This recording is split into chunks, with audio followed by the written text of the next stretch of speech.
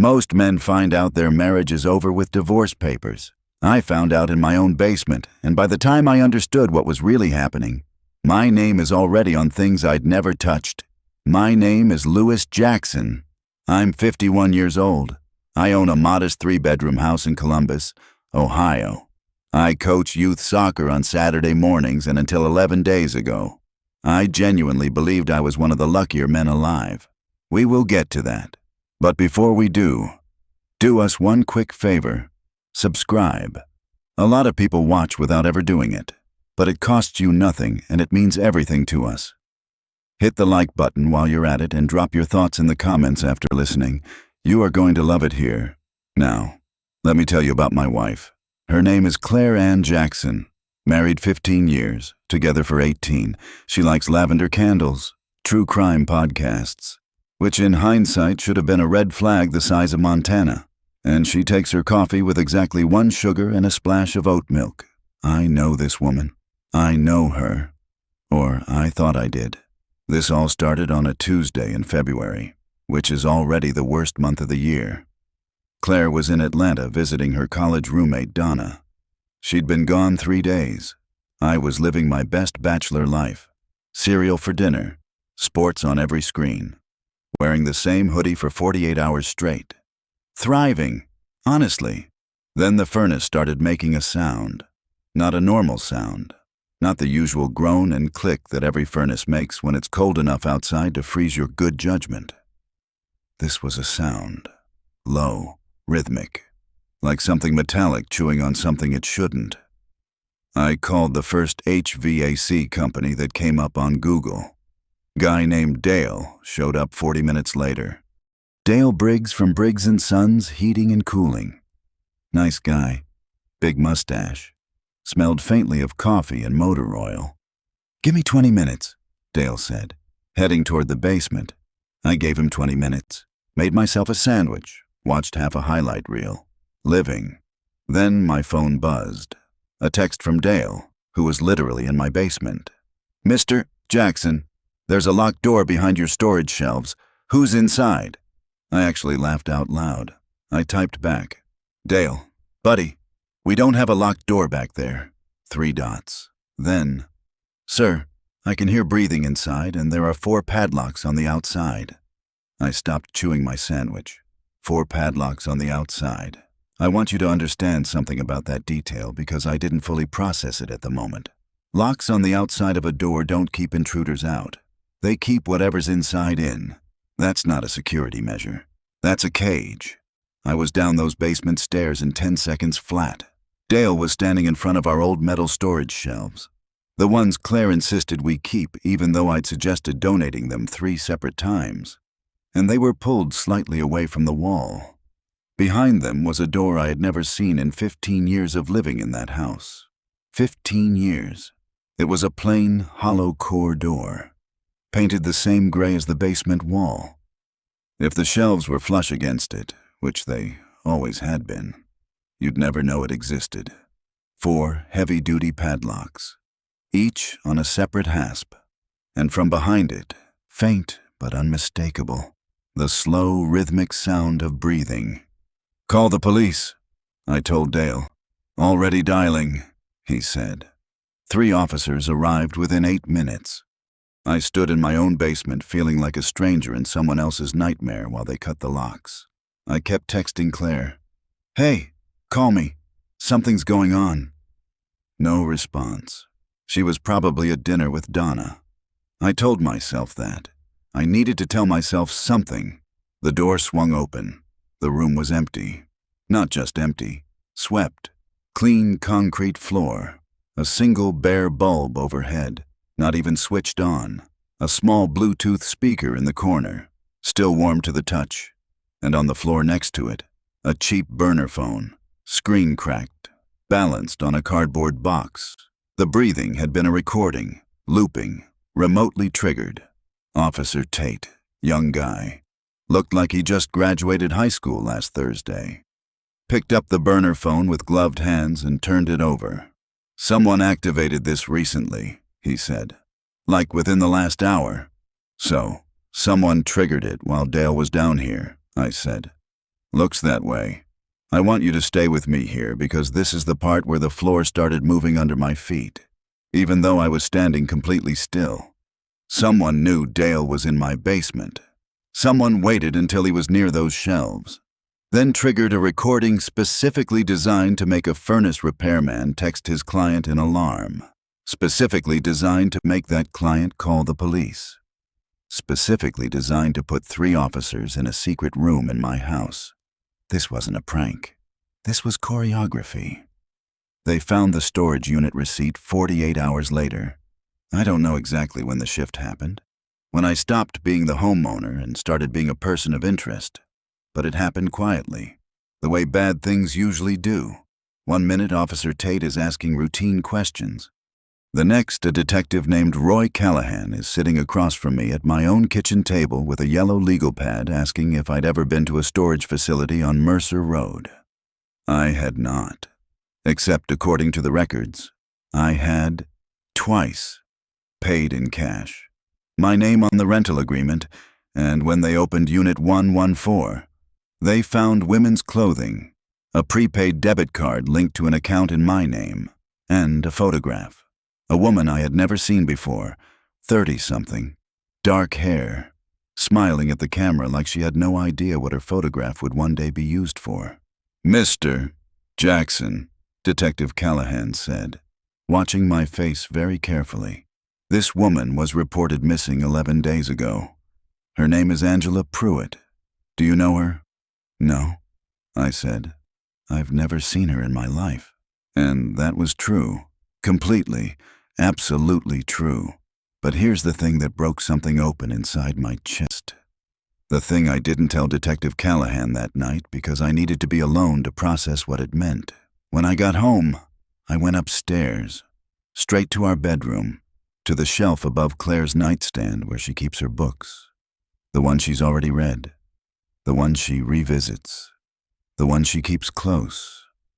I pulled them out one by one, and there she was, Angela Pruitt, printed on a small square of photo paper, tucked inside the back cover of Claire's worn copy of In Cold Blood, smiling.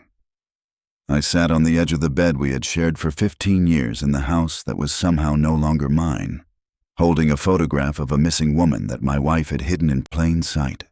And I thought about all 18 years, every dinner, every vacation, every quiet Sunday morning where I'd watched her read that exact book with her coffee. 1 sugar, splash of oat milk, completely unbothered. How long had Angela Pruitt been inside that back cover? How long had Claire been planning this? At 51, I thought the worst thing that could happen to a man was losing his health, his job, or his mind. Turns out, the worst thing is realizing the person who slept beside you for 15 years was never really there at all. If you've been listening for a while and want stories like this to keep coming, it really helps if you hit that like button and subscribe. Thank you for real. Asterisk. Here's something nobody tells you about being framed by your own wife. The hardest part isn't the evidence. It's realizing the woman you loved was never confused, never lost, never going through a phase. She was always working. I need you to understand where I was mentally at this point. It had been 6 days since Dale Briggs texted me from my basement. 6 days since 3 police officers stood in a swept, empty room in my house looking at me like I was a man who needed watching. 6 days since Detective Roy Callahan started showing up. Not always announced, not always with questions, sometimes just present. Parked one house down like I wouldn't notice a Crown Victoria idling on a residential street. I noticed Roy. I'm 51, not blind. Claire had come home from Atlanta 2 days after the basement incident. I hadn't told her everything on the phone, just that something strange had happened and she needed to come back. When she walked through the door, she looked exactly the way a worried wife should look. Concerned eyes, tight hug, both hands on my face. "Louis, what happened? Are you okay?" And God help me. For about 45 minutes I believed her. She cried when I showed her the room. Real tears. Or what looked like real tears. And I'm still not entirely sure there's a difference. She held my arm while I explained the padlocks, the speaker, the burner phone. She said all the right things. That's terrifying. Who would do this? Should we get a lawyer? That last one. Should we get a lawyer? I thought she was being protective. I know now she was being precise. The storage unit broke her performance, but only for a second. When Detective Callahan came back 4 days later and told us both about Unit 114 on Mercer Road, I watched Claire's face. Most people wouldn't have caught it. It lasted maybe half a heartbeat, a tiny, involuntary stillness, like a computer screen freezing before it recovers. Then the tears came back. "Someone is setting Lewis up," she said firmly, reaching for my hand across the kitchen table. "This is obviously a setup. My husband has never been to that storage unit." Callahan looked at her, then at me, then back at her. "Mrs. Jackson," he said carefully, "how do you know it's obvious?" She didn't miss a beat. "Because I know my husband." I replayed that moment approximately 400 times over the next 48 hours. She didn't say he would never do something like this. She didn't say that's impossible. She said she knew me, kept the focus on certainty rather than character. It was a lawyer's answer dressed up in a wife's voice. Precise. Here's where it starts getting architectural. Stay with me. I have a friend named Gary Howell. We've been friends since college, which means he's known me long enough to tell me hard things without flinching. Gary works in insurance fraud investigation, which means he spends his professional life figuring out how people construct lies that look like truth. I called him on day 7, told him everything. He was quiet for a long time. "Lewis," he finally said, "how many joint accounts do you and Claire have?" 3, checking, savings, and a household card. Who manages them? I opened my mouth, then closed it. Claire managed them. Had since year 2 of our marriage, when I'd mentioned offhandedly that I found budgeting tedious, and she'd offered to handle it. I hadn't thought about it since. Why would I? The bills got paid, the savings grew, everything was fine. Pull every statement, Gary said, every single one. Go back 5 years minimum. I pulled 7. What I found didn't scream at me. That was the genius of it. There were no dramatic withdrawals, no suspicious transfers to offshore accounts, nothing that would make a movie audience gasp. Instead, there were small, patient, methodical movements. $100 here routed to an account I didn't recognize. A recurring subscription charge to a business name I'd never heard of. A cash withdrawal every 3rd month. Never enough to trigger a flag. Always just under the threshold that would require reporting. Over 7 years, it added up to just over $60,000. $60,000 moved so quietly I'd never heard a sound. I sat at my kitchen desk at 2 o'clock in the morning, staring at those numbers, and felt something I can only describe as a specific kind of cold. Not the cold of fear, the cold of scale. Because this wasn't something Claire had decided to do after a bad year or a rough patch. The first irregular transaction was dated 14 months after our wedding. She started planning this when we were still unpacking boxes in our first apartment together. 14 months in. Gary came over the next morning. We spread everything across the dining room table. Bank records, the storage unit paperwork, the police report, a timeline I'd built on a legal pad at 3A. Gary studied it for a long time without speaking, which is his way of being respectful about the fact that what he's looking at is worse than you think. "The storage unit rental," he said finally. "Walk me through your phone that week." "What do you mean? Where was your phone the night before the rental agreement was signed?" I thought about it. "On the nightstand. I always charge it overnight on the nightstand." Gary looked at me. "And where was Claire?" "The bedroom, obviously. We shared a bedroom. We shared a bed. We had for 15 years, and I had never once thought of my charging phone on my nightstand as a vulnerability. She had taken my phone while I slept, driven to Mercer Road, signed the rental agreement in my name. She knew my signature the way you know a song you've heard 10,000 times, paid cash, set up the unit, and been back in bed before my alarm went off. I thought about the morning after. Had she seemed different? Tired? Off? I couldn't remember. I couldn't remember because it was a Tuesday. And on Tuesdays I leave early for a 7 a.m. budget call. And I kiss her forehead and grab my travel mug, and I don't look back. 18 years of not looking back. "The furnace call," Gary said quietly. I looked at him. "You said you called the HVAC company the morning the furnace started making noise. Did you call from your cell or your landline?" "We don't have a landline. We haven't had one in years." "Cell," I said. "Pull your outgoing call log for that morning." I already knew what I was going to find before I found it. I think some part of me had known since the moment Dale texted me from the basement. I just hadn't been ready to look directly at it. The call to Briggs & Sons Heating and Cooling had been made from my number at 8:47 a.m. I had been at the office by 7 o'clock. I had a timestamp on my parking garage entry to prove it.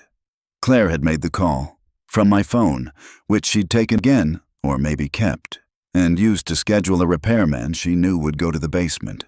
Find the shelves, find the door, hear the breathing, and text me an alarm. She had engineered the entire first act. The furnace noise. I still don't know how she did it. But Gary suspects a small mechanical device attached to the blower, something simple, something removable. The secret room, built or discovered and prepared over God knows how long. The recording, the burner phone, the timing of the trigger. She had stood in Atlanta at dinner with Donna, and with one tap on a remote app had set the whole thing in motion, while I ate a sandwich and watched highlights upstairs. "Lewis," Gary said, and his voice had dropped to the kind of register men use when they're about to say something they wish they didn't have to. "This isn't a plan someone puts together in a few months. The financial movement alone goes back 7 years. The identity construction, your name on accounts you didn't open, your prints on a unit you didn't visit. That takes practice. Repetition. She didn't just study you." He paused. "She became fluent in you." I stood up from the table and walked to the kitchen window and looked out at the backyard. The yard I'd mowed 1,000 times. The garden Claire planted 2 summers ago, which I'd helped water every evening that fall because she said the seedlings needed consistency. I had watered her garden while she was building my grave. At 51 years old, I had one move left, and I hadn't told Gary about it yet. I hadn't told anyone because the only way it worked was if Claire believed, completely, convincingly believed that her plan had succeeded. She needed to think she'd won, and I needed her to stay comfortable just long enough. There is a particular kind of quiet that falls over a man when he stops being afraid and starts being dangerous. I found that quiet on a Wednesday morning, sitting at my kitchen table with cold coffee and 7 years of bank statements. And I made a decision that I have not lost 1 minute of sleep over since. Asterisk. I did not call a lawyer. I did not confront Claire. I did not go back to Detective Callahan with what Gary and I had found. Because here's the thing about evidence. It only works if the person presenting it is credible. And right now, in the eyes of Columbus PD, I was a 51-year-old man whose name was on a storage unit containing a missing woman's belongings. My credibility was not exactly at its peak. Claire had thought of that too. Of course, she had. So, I did the only thing she hadn't planned for. I became someone she couldn't read. First, I called my brother, Dennis Jackson, retired Army, currently living in Dayton. The kind of man who owns 3 guns legally, speaks in short sentences, and has never in his life panicked about anything. I drove to Dayton on a Thursday morning, told Claire I needed a few days to clear my head, and watched her face arrange itself into the perfect expression of sympathetic understanding. "Take all the time you need, baby," she said. I almost smiled. At Dennis's kitchen table over black coffee and leftover cornbread, I laid out everything: the basement, the storage unit, the bank records, the call logs, the photograph in the back of In Cold Blood. Dennis listened without interrupting, which for him is the equivalent of anyone else screaming in horror. When I finished, he was quiet for a long moment. You said she talks to someone, he said. Someone she trusts. Her friend Renee, I said. Renee Gallagher. They've been close since before Claire and I met. Talk every week, sometimes twice. In person or phone? Both. Renee lives in Cincinnati. She visits maybe 4 times a year. They also do these long calls. 2, 3 hours sometimes. Claire takes them in the sunroom with the door closed. Dennis nodded slowly. How long ago did you put the baby monitor in the sunroom? I looked at him. He looked back at me, completely straight-faced. Dennis, I said. I haven't. I know you haven't, he said. But you're about to. Here is something I want to be clear about. I am not a vengeful man by nature. I coached youth soccer for 11 years. I have never in my life thrown a punch outside of a gym. I am the man at the cookout who makes sure everyone has a drink and remembers the vegetarians. Vengeance is not in my original wiring, but I am an extremely patient man, and patience, it turns out, is the only currency that matters in a long game. Dennis ordered the monitor online, paid cash at a UPS store kiosk, shipped to a P.O. box, the kind of operational precision that 18 years in the Army apparently just permanently installs in a person. I drove back home on Saturday, told Claire I felt better, let her hug me in the doorway while I counted her heartbeats against my chest, and felt absolutely nothing. That was the strangest part. Not rage, not grief, just clarity. I installed the monitor on a Sunday afternoon while Claire was grocery shopping. Small device, wireless, tucked behind a decorative plant on the sunroom windowsill that I had never once moved in 15 years. And neither had she. Took me 4 minutes. I drove to Dennis's that evening, confirmed the audio feed was clean on his laptop, and drove home for dinner. Claire made pasta, asked if I was feeling more like myself. Getting there, I said. She smiled and refilled my water glass. I waited 19 days of being Lewis Jackson. Loving husband, cooperative resident, casual subject of a missing persons investigation. 19 days of answering Callahan's questions patiently, of letting Claire hold my hand in front of him, of watching her perform concern so flawlessly that even I had moments, brief, disorienting moments, of wondering if I'd constructed the whole thing in my grief. Then, on a Thursday evening in the 3rd week, Renee Gallagher came to visit. I made myself scarce, told Claire I was heading to Gary's for the evening, kissed her cheek, and drove exactly 4 blocks before parking and opening my phone. The audio was crystal. They talked for 20 minutes about ordinary things. Renee's job, a cousin's wedding, a restaurant in Cincinnati worth the drive. I almost convinced myself I was wrong, that I had planted a listening device in my own sunroom based on paranoia and pain and Gary Hal's insurance fraud instincts. Then Claire's voice shifted. It was subtle, like a musician dropping from one key to another. Same instrument, same hands, different everything. She got quieter, more precise. The warmth drained out of her tone the way water drains from a bathtub. Steadily and completely. He has no idea, Claire said. Renee was quiet for a moment. You're sure? He's walking around here making me coffee in the mornings. Roy is treating him like a suspect. And Lewis is he's just Louis. He's exactly who he's always been. He can't see past what's in front of him. He never could. And the woman, Angela? Safe, Claire said. She agreed to disappear for 60 days. She's in Phoenix. I paid her well enough that she won't talk, and by the time 60 days is up, Lewis will be too buried to matter. A pause. Claire, Renee's voice was careful, uncertain. What happens to him actually happens. He becomes the answer to a question the police are already asking. Claire said simply, they have his name, his prints, his financial trail. I just have to let it finish building. Another few weeks, and it won't need me anymore. It'll have its own gravity. And you'll be where? Somewhere warm, Claire said. And then she laughed. Easy, relaxed, genuinely amused. The way you laugh when something has gone exactly according to plan. I sat in my parked car 4 blocks from my house listening to my wife laugh about the architecture of my destruction, and I felt that quiet settle over me again. Cold, still, absolute. I did not call Dennis. I did not call Gary. I did not call Detective Callahan.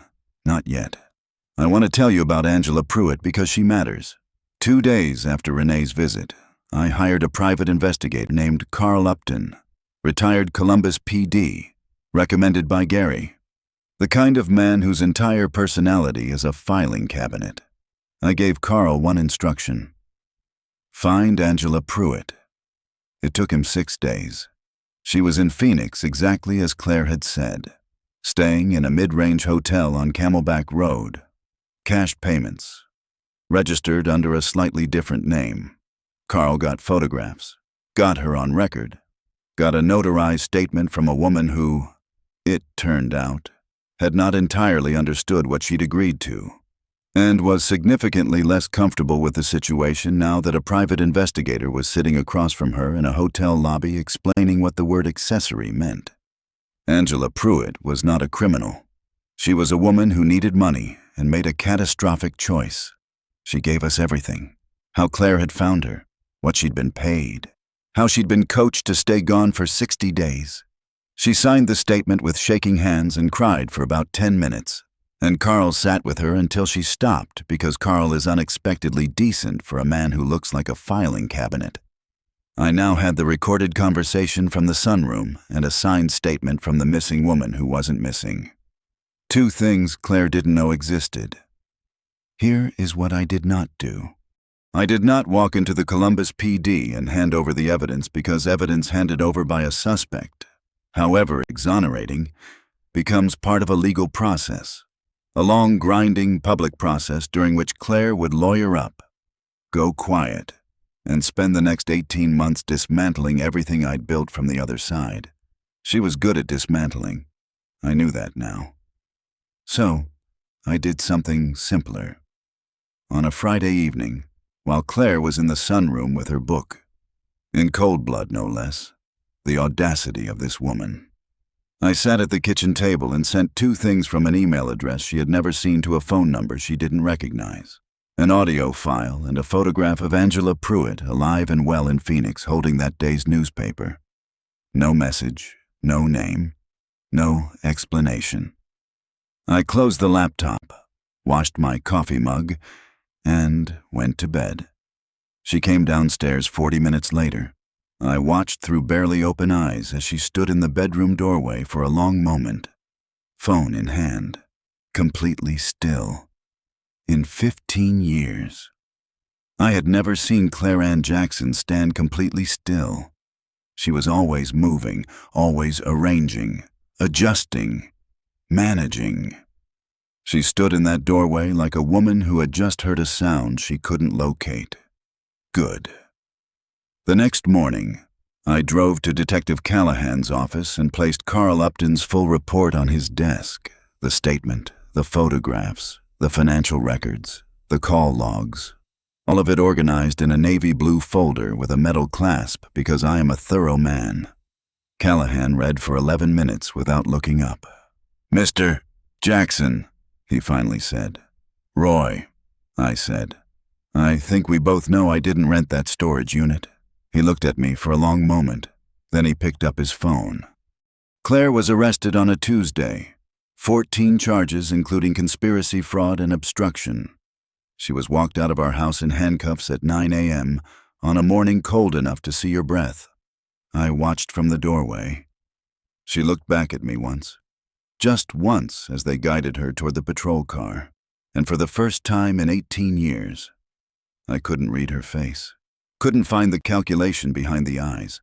Couldn't locate the woman who had studied me like a forger studies a signature. She just looked at me, and I nodded because here's what Claire never understood about me. The fundamental miscalculation at the center of her perfect plan. She had spent years watching what I did, where I went, how I signed my name, how I slept. She never once paid attention to what I was thinking. At 51 years old, I am not a dramatic man. I don't make speeches. I don't slam doors. I don't need the last word. I just need the last move. She spent 15 years building a prison for me. I built her one in 19 days. Somewhere out there, Claire Ann Jackson is looking over her shoulder for a ghost she created. A man she underestimated. A husband she thought she knew completely. She knew my signature. She never knew my spine. And that was always going to be her only mistake. If you enjoyed this story, join our community by hitting that like button and subscribing for more real raw and family-centered stories. And as always, thank you for being a part of Dad's Raw Revenge. I will see you on the next one.